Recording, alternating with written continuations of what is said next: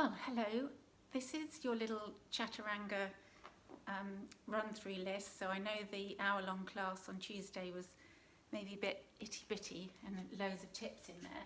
So I thought I'd do a quick summary to help you. So if you want to do a few drills, if you're keen. And one of the first things is to find a piece of furniture.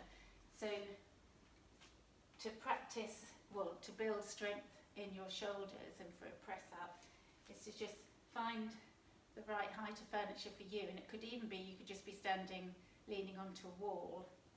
But having this alignment where shoulders, hips and heels, you can be up on your toes to make it a bit easier, are in line, then do that alignment issue I say, which is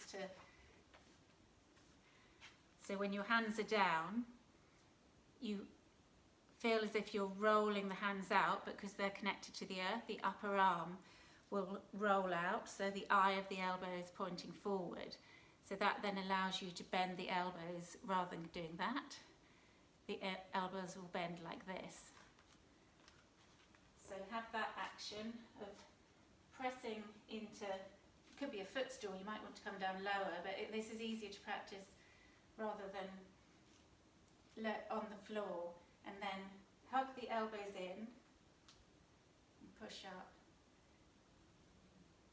So don't forget to use your breath. Keep your head reaching away from your heels so the neck is long.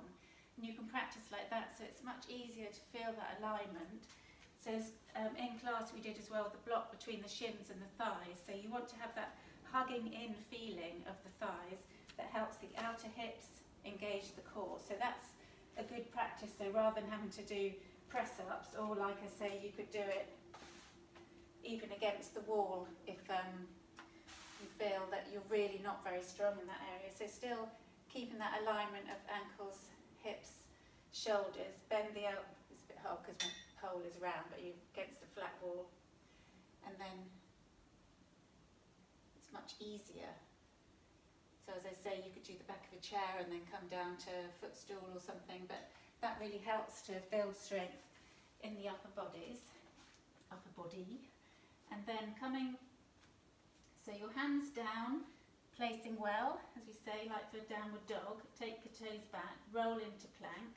So you're still kind of on the balls of your feet, your heels are going backwards a little. Suck the thighs and shins towards the midline to activate the core. Really suck the core in, and then do that rock. Pressing up through straight arms, just rock forward. So onto your toes, reach your chest forward, neck is long and back. So do that a few times. Don't forget all the warm-ups were in the recording for the hour-long class if you need to give your wrists a break. Then forearm plank, of course, is really good for building strength in the shoulders and the core. So you can have your hands clasped, or you can have the arms parallel. And the arms parallel helps because it's that hugging in action that you need. So you don't want your hips sagging. Squeeze your hip, not too high either. Find that Goldilocks point. Pushing up through the elbows. You could do the same thing, you could rock a little, but building strength. And if you need to bring the knees down, get the full alignment first, then drop your knees, so that you don't bring the knees too forward and then you don't feel connection to your core. So you'll drop the knees down, you can cross the ankles if it helps. And then side plank. Same thing on your forearm, helping to build this connection through the shoulder. So don't allow your body to sag down. So this is all core strength here. Suck the belly in and up. Elbow under shoulder. Take the bottom leg straight, top leg either stacked or in front, or if you need the modification, step the top leg, the foot in front of you. Don't allow the hip to sag, which is why it helps to lift the arm up, but if that's too much you can have the arm to the hip. But squeeze the outer hip, push through the sole of the foot.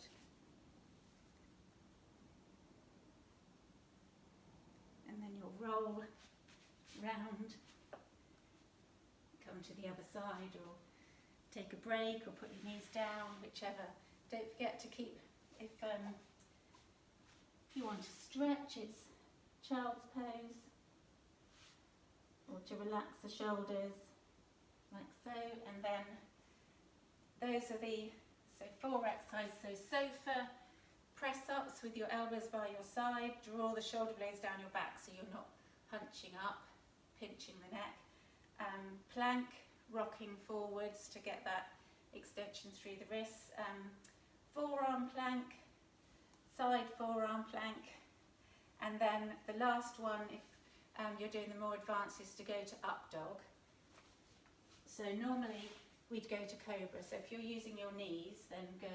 So in the sun salute, we'd come from halfway lift, bend your knees, palms down, step back, roll into plank, and this is where I'll roll forward. So here my heels are slightly back. I'll roll forward into plank. So now my shoulders are forward of my wrist, bend. My head's going to hit the sofa. Squeeze your thighs, shins, outer hips. Flip the feet. Swoop the chest forward. My tummy's gurgling, sorry. So sweeping the chest forward, but really pressing up between the arms so you don't drop the thighs down and then come up. And then flipping the toes back round, coming into down dog. So I'll do that again. So we're at up, down, halfway lift. Bend your knees, place your hands well. Step back, roll forward. Bend the elbows so they're above the wrists. Flip the feet. Look up.